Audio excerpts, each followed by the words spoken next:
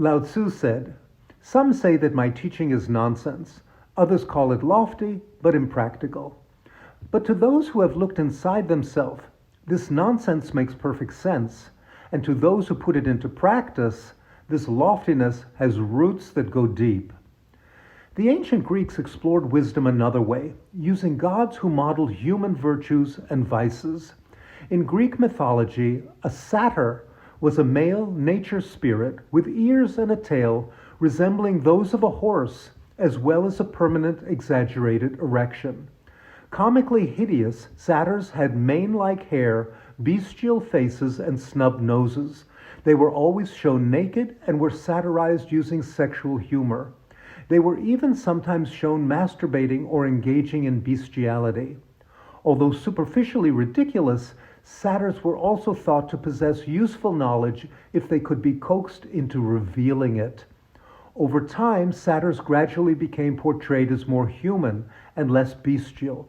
They began to be described with goat-like characteristics, with the legs and horns of goats. The Roman concept of the faun was like the Greek concept of the satyr. Representations of satyrs cavorting with nymphs, female admirers, became common in Western art.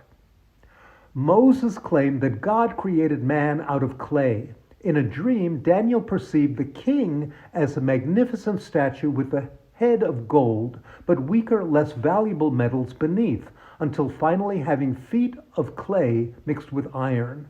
You may think of your thoughts as precious as gold. You may imagine your feelings as shining like silver or even like platinum.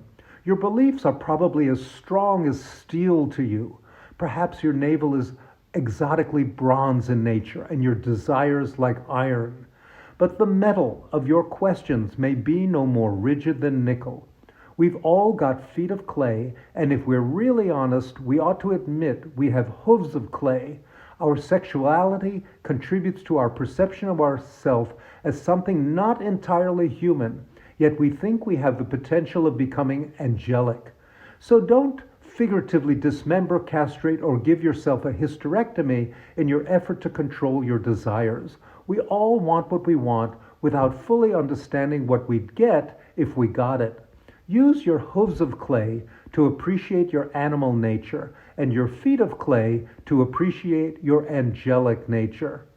Good thoughts. We'll talk again about the paradoxes of being human tomorrow.